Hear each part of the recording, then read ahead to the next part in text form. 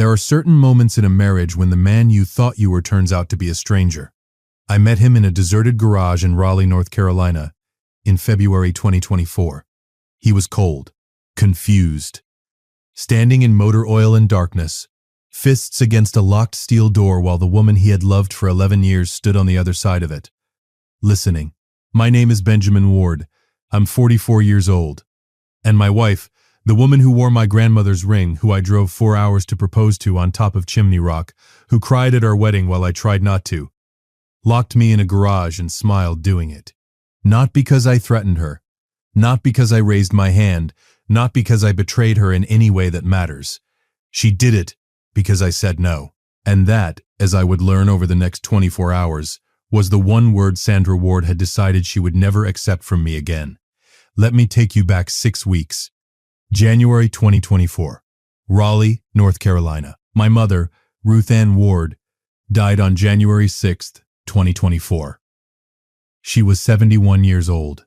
She had spent the last 32 years building a wholesale floral supply company called Ward Bloom Supply out of a rented commercial unit on Old Wake Forest Road in North Raleigh. She started with $4,000, a second-hand refrigerated van she bought at a county auction, and a spiral notebook full of florist contacts she had collected from church directories, community boards, and trade shows across Wake County.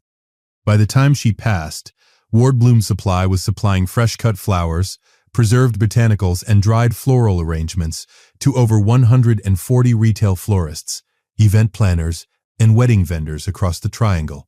That's Raleigh, Durham, and Chapel Hill. She had 8 full-time employees, a fleet of 2 refrigerated delivery vans, a cold storage unit rated at commercial scale, and a client list that read like a wedding directory for the entire region. She built that from nothing, from 40 years old, with bad knees and a plastic organizer full of business cards. I watched her do it. I helped her do it on weekends when I was in my 20s, loading vans, running invoices, driving deliveries to Chapel Hill florists during the Christmas rush. I loved that company the way you love something that smells like your mother. She left it to me, 100%, in a properly executed will, reviewed and notarized in October 2023, just 3 months before she passed. I didn't know that when she died. I was too deep in grief to think about paperwork. But Sandra knew. Somehow, she knew before the attorney even called me. I didn't find that suspicious at first.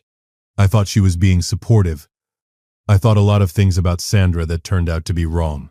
The will was read on January 19, 2024, in the office of my mother's attorney, Gerald Tate, on Glenwood Avenue in downtown Raleigh.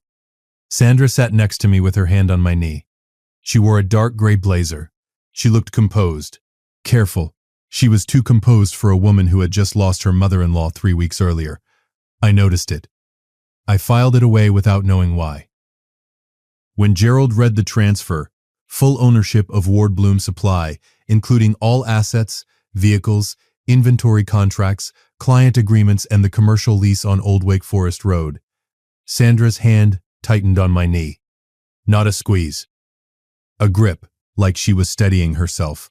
On the drive home, she was quiet for 7 minutes.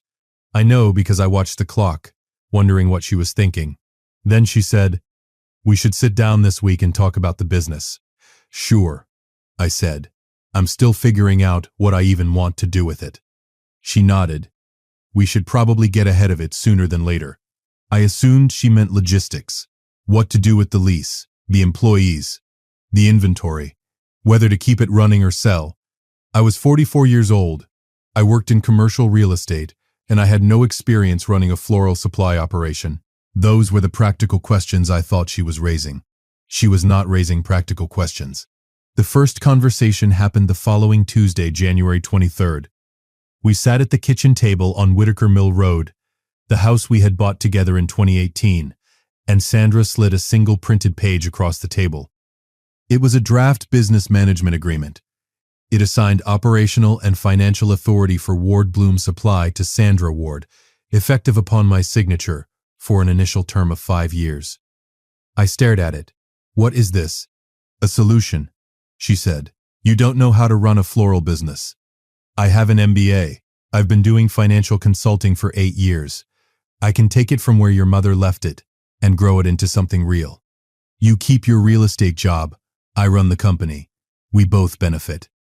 Sandra, my mother left this to me, and you're overwhelmed. You said yourself you don't know what you want to do with it. That's different from handing you control of it. She leaned back. I thought we were partners. We are. In our marriage. That's different from a business transfer. She smiled. And that smile sat wrong. Too practiced. Too patient. Like she had rehearsed her way through my objection 5 times before she raised the topic. Just think about it. There's no rush. There was a rush. I just didn't know it yet. By February 3rd, she had raised the subject 4 more times. The conversations escalated slowly. First appeals to practicality, then appeals to partnership, then quiet suggestions that I was being emotionally irrational because of grief. The last one stung. My mother was barely 4 weeks gone. Grief wasn't clouding my judgment. It was clarifying it. On February 7th, I went to Gerald Tate's office alone and asked 2 questions. 1. What did it mean legally for me to sign a management authority agreement? 2. Had anyone else contacted his office about the estate since the will was read? The answer to the second question sat in my chest like a stone. Sandra had called Gerald's office on January 22nd, the day before she showed me that management agreement. She had asked about the legal requirements to transfer business ownership from a sole heir to a spouse. Gerald had declined to discuss it without my presence and flagged the inquiry in the file. She had been moving the pieces before she even showed me the board. I didn't tell Sandra what I'd learned. I went home, cooked dinner, and sat across from her at the table we had shared for 6 years in that house, and realized I was looking at someone I didn't fully recognize. She wasn't grieving with me. She was planning around me. The next week was surface-level normal. She stopped bringing up the agreement. She was warm, present, almost apologetic in her energy, bringing me coffee in the mornings, asking how I was sleeping. I almost softened. That was the point. On the evening of February 14th, yes, Valentine's Day, she suggested we drive out to check on a property I'd been managing in the Brentwood area of North Raleigh, near Durant Road. She said she'd found a florist out that way who she wanted to pitch Ward Bloom as a supplier. She wanted to combine it into a quick drive, said it might be nice to get out of the house. We stopped at a property I knew, a vacant commercial lot with a detached garage the previous tenant had used for equipment storage. The garage sat at the back of the lot behind a chain-link fence. I managed the listing. I had the access code. Sandra knew that. Can you check the side door, she said. I want to see if the rear unit is worth including in the listing. I walked to the garage. I typed in the code. I pushed the door open. I stepped inside. The door slammed. I turned around. The lock engaged from outside. A padlock, not the original keypad. A padlock that had not been there the last time I checked this property. She had brought it. She had planned this. I pressed against the door. Sandra, open the door. Her voice came through the gap at the bottom, calm as a Sunday morning. We're just going to have a conversation, Benjamin. Open the door. As soon as you agree to sign the agreement, I'll open the door. It's one signature. It doesn't even take away your ownership. It just gives me authority to operate it. You locked me in a garage. I gave you a quiet place to think. I checked my jacket pocket. My phone was gone. She had lifted it from my coat while I drove. I remembered now, her hand on my arm, a reach across the console. My car keys were in the ignition. She had driven.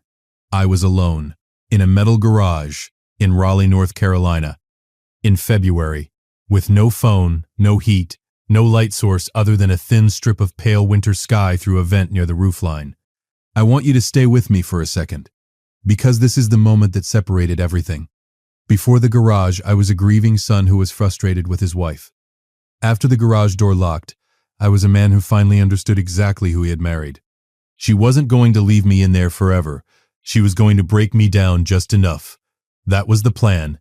Cold, darkness, time, and then I'd sign whatever she put in front of me.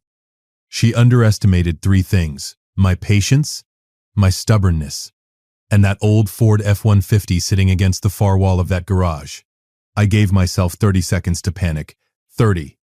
I counted them out, hands shaking, jaw clenched, heart slamming against my ribs. Then I stopped. Think. The garage was roughly 30 feet by 20, concrete floor, metal walls, a workbench along one side with rusted tools and empty paint cans, a ceiling vent, too high and too narrow to climb through. The original keypad lock was on the inside of the door, but the exterior padlock she'd added had engaged a secondary hasp she must have installed in advance. I checked the original keypad anyway. Disabled. The wire had been cut and tucked back behind the panel. She had been in this garage before today. That detail worked through me slowly. She had scouted this location. She had bought a padlock. She had cut the wire on the interior panel. She had planned this for days, maybe longer, while asking me every morning how I was sleeping and making sure my coffee was hot. 11 years. We had been married 11 years. I checked the perimeter. A small vent near the floor, but screened and rusted shut. No secondary door. One window, high on the south wall, painted over from outside, probably during the commercial tenants' time, and barred with a horizontal iron rod bolted to the frame. I could see light through it, but nothing else. Then I noticed the truck. The Ford F-150 was old, mid-1990s by the look of it. Cream-colored, flat front tires, collecting dust in the far left corner of the garage. The previous commercial tenant had apparently left it behind when they vacated. It had been on the property records as abandoned equipment, something I had noted and never escalated to the landlord. The cab was unlocked. I climbed in mostly to get off the cold concrete floor. The bench seat had an old work blanket folded against the passenger door. I pulled it around my shoulders and sat there in the dark cab of a dead truck and tried to decide what I was going to do. She'll be back in the morning, I told myself. Or someone will see the property listed and call the office. Or Gerald Tate will notice something is wrong. None of those were fast enough. It was February in the mid-40s outside, colder inside the unheated garage. I could already feel it settling into my joints the way cold does when there's nowhere for your body heat to go. I started the mental inventory. What did I know? The landlord checked the property maybe once a month. Nobody else had a key or a code except me. And Sandra now, apparently.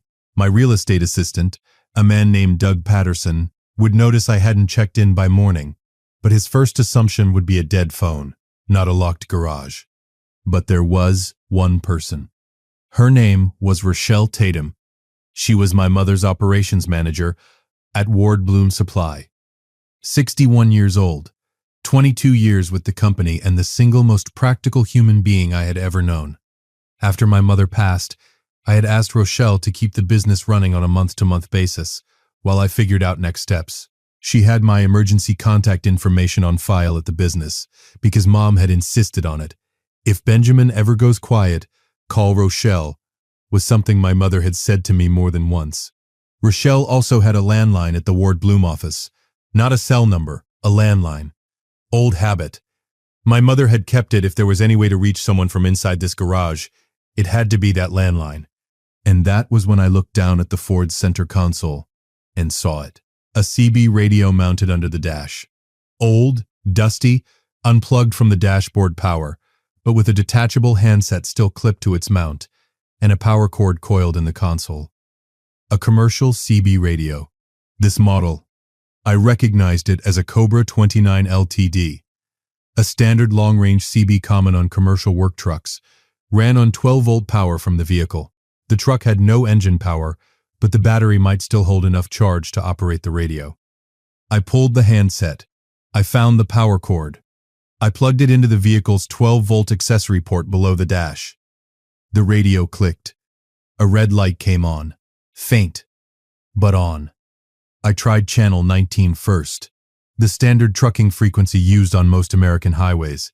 Nothing but static and a distant diesel engine somewhere miles away. I tried channel 9, the emergency channel designated by the FCC for CB radios. Static. Then, a voice.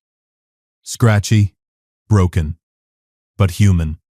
Any unit on 9, confirm location if you need. I pressed the transmit button. This is a civilian. I'm locked inside a garage on a commercial property near Durant Road in North Raleigh. I need someone to call. The battery cut out. 10 seconds of power. Maybe less. The red light was gone. I sat in the cold cab of that truck and waited. And I thought about my mother. She used to say the hardest thing in any business wasn't the finances or the competition. It was learning which people you could trust absolutely. Most people, she said, are good, but a few aren't. And the dangerous ones don't announce themselves. They bring you coffee and smile while they do it. Mom, I thought, you tried to warn me about everyone except the person sleeping next to me. I pulled the blanket tighter and settled in for the night. At some point around 3 a.m., I stopped being angry and started being strategic. That shift, from emotion to calculation, was the thing that saved me. Not the radio, not the blanket, not even the call that eventually came. What saved me was the moment I decided to stop pounding on the door and start thinking about what Sandra was planning to do next. Because she wasn't just improvising. She had a timeline. I could feel it. She had locked me in on the evening of February 14th, Valentine's Day, which in hindsight was either deeply ironic or deeply deliberate. The Ward Bloom business had a lease renewal coming up at the end of February. If she could present signed transfer documents to the landlord and the business bank account, First Citizens Bank on Six Forks Road in Raleigh, before that renewal date, she could establish herself as the operating authority before I had time to contest it. The lease renewal paperwork required the signature of the controlling owner. That was me, or it would be her if I signed. She needed my signature, yes, but she also needed me cooperative enough to not immediately call Gerald Tate and report what had happened. That's why the garage wasn't a permanent trap. It was a pressure cooker. Get me cold, get me scared, get me weakened enough that signing felt like relief. She wanted me compliant, not dead. Understanding that kept me calm in a way nothing else could have. I wasn't in mortal danger. I was in a psychological negotiation, and I had just decided I wasn't going to lose it. I kept my body moving. I walked the perimeter of the garage every 20 minutes in the dark, counting steps. 20, 2 steps across the long wall, 14 across the short. I did shallow lunges against the workbench to keep my legs from stiffening. I talked out loud to myself, which sounds unhinged, but it kept my mind from spiraling. I narrated what I was going to do when the door opened. Not if. When. Around 5:30 a.m., I heard tires on gravel outside. I went still. A car door. Footsteps on the concrete outside the garage. Then Sandra's voice, closer than before. She had apparently slept in her car on the property all night, or nearby. Benjamin, are you ready to talk? I walked to the door, slowly, deliberately. Open the door, Sandra. Are you going to sign? I kept my voice even. Open the door and let's discuss it properly. I can't think straight in the cold. A pause. Then, I just need one signature. That's all. Then we go home. We have breakfast and we move forward. Sandra. I put my palm flat against the metal door. I want you to think very carefully about what you've done. Not what you want, what you've done. There's a difference. Another pause. Longer this time. Then footsteps moving away, back to the car. A door closing. She wasn't ready to open it yet. She thought I was softening. I was stalling. Because while I'd been walking the perimeter in the dark, I had made one discovery I hadn't fully processed until now. The workbench along the east wall had, under a layer of grime and old shop rags, a pegboard mounted to the wall.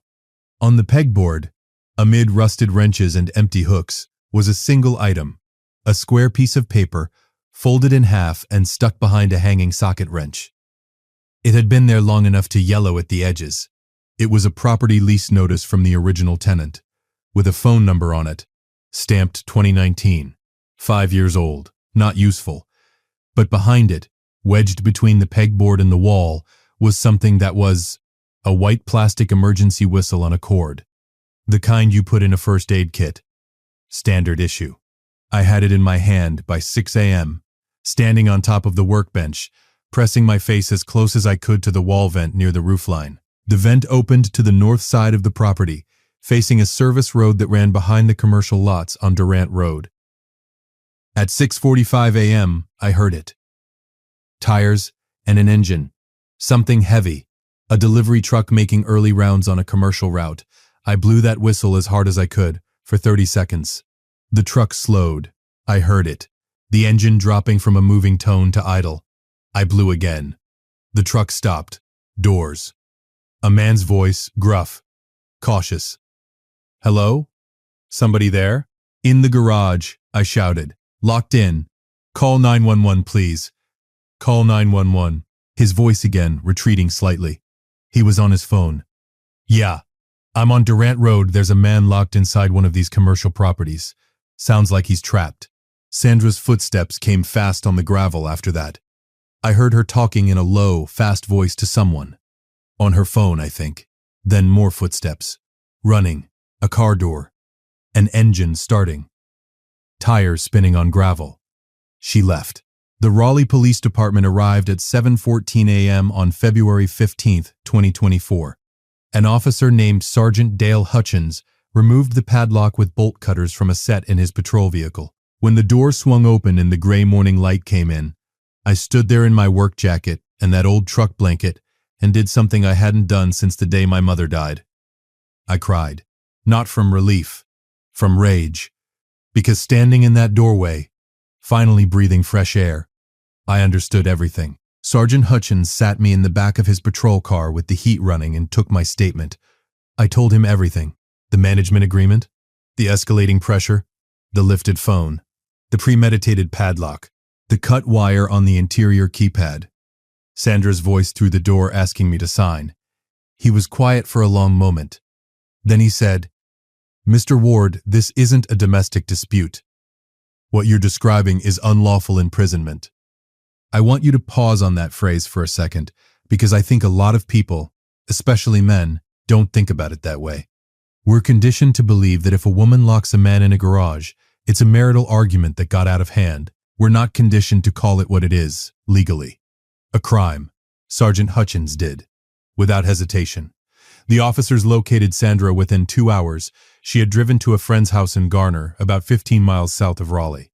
When they brought her in for questioning, she told them the whole thing was a misunderstanding, that I had gone into the garage voluntarily, that she had thought I was still inside when she left, that she had no idea the door had locked.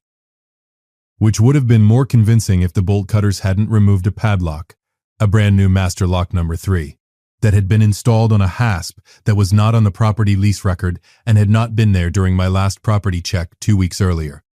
Someone bought that padlock, someone installed that hasp, someone disabled the interior keypad. Sandra was released pending investigation. She retained a criminal defense attorney by that afternoon.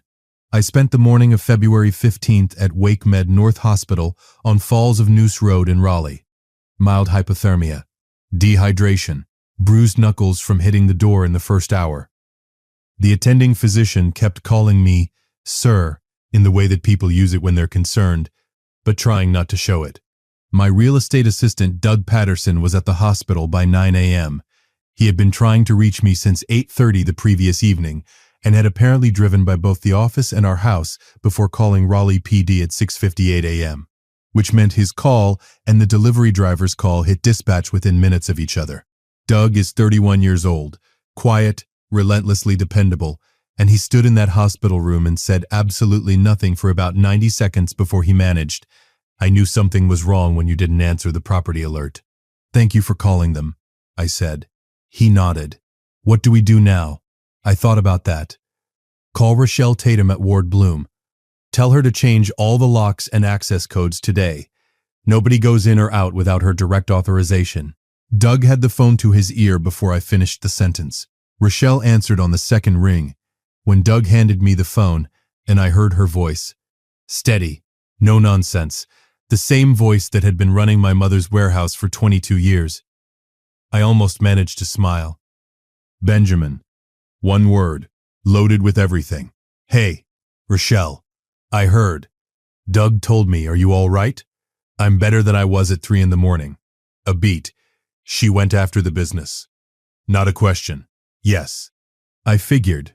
She called me last week asking about the lease renewal process. Said she was asking on your behalf. I told her to have you call me yourself." She called Rochelle. Sandra had tried to work around me from every direction. Gerald Tate. The bank. Now Rochelle. Change the codes. I said, "All of them." "Already done," Rochelle said. "I changed them the second Doug called. 22 years. My mother had chosen her people carefully. She had left me good ones. Over the next 2 weeks, the picture that emerged was worse than I had imagined in that garage. Gerald Tate reviewed the estate file at my request and found that Sandra had also placed an inquiry with First Citizens Bank using my name, asking about the process for adding a cosigner with operational authority to a business account. The bank had flagged the call as incomplete and misfiled it, but it was there. She had also, through a contact I couldn't immediately identify, sourced a real estate attorney in Durham who had drafted a full business transfer agreement, not the 5-year management authority she had shown me at the kitchen table, but a complete, permanent ownership transfer document dated January 28, 2024, 8 days after my mother's will was read. The document was notarized and ready. It required only my signature. My name had already been typed in the right font, in the right place, like they had already rehearsed me signing it. The Raleigh PD investigation, assisted by a digital forensics firm, traced her correspondence. She had been in contact with a real estate investor named Kevin Pruitt out of Durham, not a florist, not a floral industry buyer, but a commercial property investor with a portfolio of small businesses in the Triangle. Pruitt had an interest in the Ward Bloom supply lease and client book. He had apparently approached Sandra about a possible acquisition sometime in December 2023, before my mother died. Before she died, some betrayals don't start after the funeral. They start while you're still sitting in hospital waiting rooms. I'm going to let that sit for a moment, because I think it's important. Sandra hadn't become opportunistic when she learned about the inheritance. She had been planning with Pruitt while my mother was still alive, banking on an outcome she had decided was inevitable. She hadn't been grieving with me. She had been managing a timeline. The morning of February 29, 2024, a leap year, as it happened. I walked into Gerald Tate's office on Glenwood Avenue and spent 2 hours going through what the investigation had produced. Gerald is a measured man. He uses words like concerning and noteworthy when other attorneys would use words I can't say on this channel. But that morning, he looked at the timeline we had assembled and said, plainly, Benjamin, your wife attempted to steal your inheritance, and when that failed, she committed a felony. I know. You need a family law attorney in addition to Gerald, and possibly a separate civil attorney for the business claims. I know that too. He paused. How are you doing? Outside of this. I thought about that for a second. About the garage. About the blanket. About my mother saying a few people aren't good, and the dangerous ones don't announce themselves. I'm clear, I said. That's the best I can offer right now. I retained a family law attorney named Patricia Osei, who practiced out of an office on Hillsborough Street in Raleigh. She was 52, direct, and had the kind of calm that made you feel like she had handled worse things than your situation before 9 a.m., and would handle several more before lunch. She reviewed the criminal investigation, the draft transfer documents, the bank inquiry, and the Kevin Pruitt correspondence. And she looked at me and said, "Do you want to try to save the marriage?" No. She nodded once, like she had expected that answer. Then, let's make sure you're protected. On March 4th, 2024, Sandra Ward was formally charged with unlawful imprisonment, criminal conspiracy to commit fraud, and fraudulent impersonation. The last charge, stemming from her call to First Citizens Bank using my name to inquire about the account. Her attorney attempted to negotiate the unlawful imprisonment charge down to misdemeanor false imprisonment, arguing that Sandra had not intended me to be in danger and had not anticipated the temperature or duration of the confinement. The prosecutor declined. The premeditated padlock, the disabled keypad, the prepared transfer documents. These were not the actions of a woman who panicked. They were the actions of a woman who planned. I want to talk about something here that doesn't get discussed enough in stories like this. 1. The experience of being a man who was victimized by a woman in a domestic context, in a way that involved physical restraint and coercion, and then navigating the legal and social systems that were built mostly without that scenario in mind. I was lucky. Sergeant Hutchins treated it like what it was from the first minute. The prosecutor did her job without equivocation. Gerald Tate and Patricia Osei were thorough and professional. The forensics team found what they needed to find. But I talked to other men in the weeks that followed, through the support community my attorney connected me with, who had experienced something similar and been told it was a domestic argument, or been laughed at, or been dismissed because the physical dynamics didn't fit the expected picture. The assumption that men can't be trapped, coerced, or victimized by a spouse is not just wrong, it is dangerous. It leaves real people without the legal protection they are owed. Coercion does not require physical strength.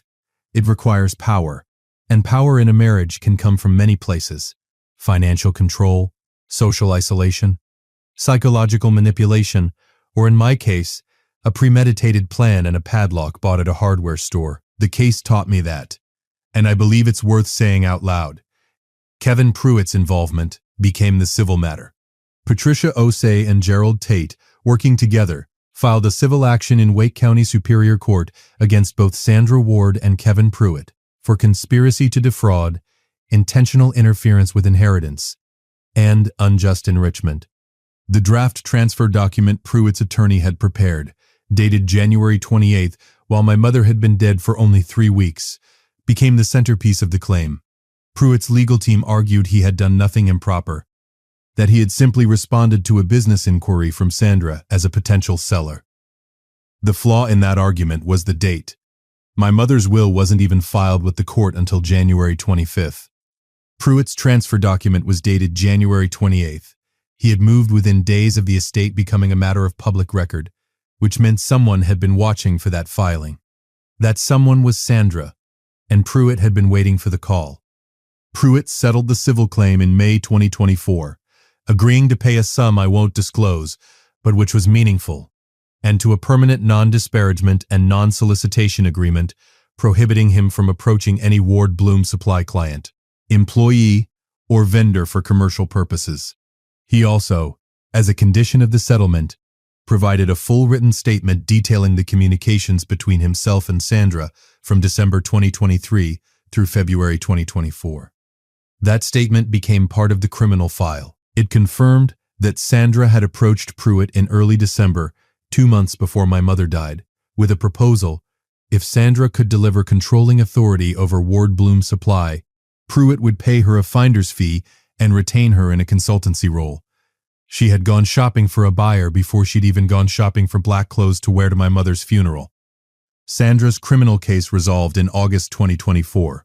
She accepted a plea agreement, 2 felony counts, criminal conspiracy and unlawful imprisonment, reduced from the original charging document in exchange for a guilty plea and a negotiated sentence.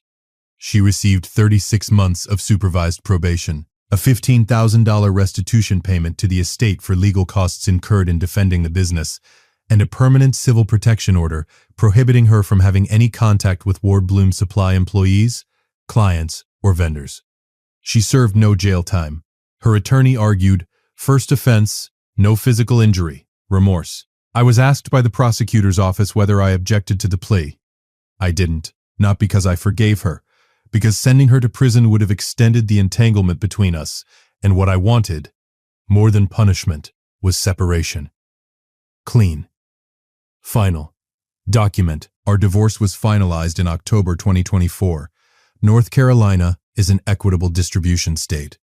The Ward Bloom Supply business, inherited solely from my mother and never commingled with marital assets, was excluded from the marital estate entirely on the basis of inheritance law. She received her share of the house on Whitaker Mill Road, the joint savings, and the jointly owned vehicle. I kept everything my mother built. That was always how it should have been. Ward Bloom Supply, as of today, February 2025, is intact. Rochelle Tatum is still the operations manager. She also accepted a 5% ownership stake, something I structured with Gerald Tate in November 2024. She cried when I told her. Then she said, "Your mother would have done this years ago," which was exactly right and slightly embarrassing. We expanded the cold storage unit in January 2025, adding capacity for 2 additional floral categories, tropical imports and specialty preserved botanicals, that my mother had wanted to add but hadn't had the capital for. The client list grew by 11 accounts in the second half of 2024, partly because the stability of the business through the legal turmoil gave vendors and florists confidence.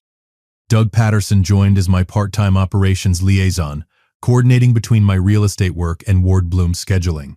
He still hasn't said more than is necessary about any of it. That's one of the things I value most about him. I sold the house on Whitaker Mill Road in December 2024. I live now in a smaller house in the Mordecai neighborhood near downtown Raleigh, 2 miles from my mother's old commercial unit on Old Wake Forest Road. Some mornings I drive past the warehouse before I go to the office. I don't always go in. Sometimes I just sit in the car and look at it. The lights on, vans loading, Rochelle's truck in the lot. And think about what my mother built from 40 years old with bad knees and a spiral notebook. She gave that to me, and I kept it. That's the whole story. Except for one last thing. The garage on the Durant Road property. I contacted the landlord in March 2024, disclosed what had happened, and asked whether he wanted to retain me as his listing agent. He did. The property sold in September 2024 to a local HVAC contractor who needed the space for equipment storage. Before he took possession, I walked back into that garage one last time. I returned the work blanket to the cab of the Ford F-150. I found the CB radio handset still in its clip. I don't know if the battery in that truck is dead now. I don't know if anyone will ever plug in that old Cobra 29 again. But I left it exactly where it was. Because somewhere, through 10 seconds of power and an emergency channel and a delivery driver named Terry, whose last name I never got, it sent a signal out into the dark. And someone answered. That's what I want you to remember from this story. When you're locked in somewhere cold and alone and convinced that no one is listening, keep transmitting. Use whatever you have. An old radio, a plastic whistle, a single name you trust. You don't need a full signal. You need 10 seconds and the right frequency.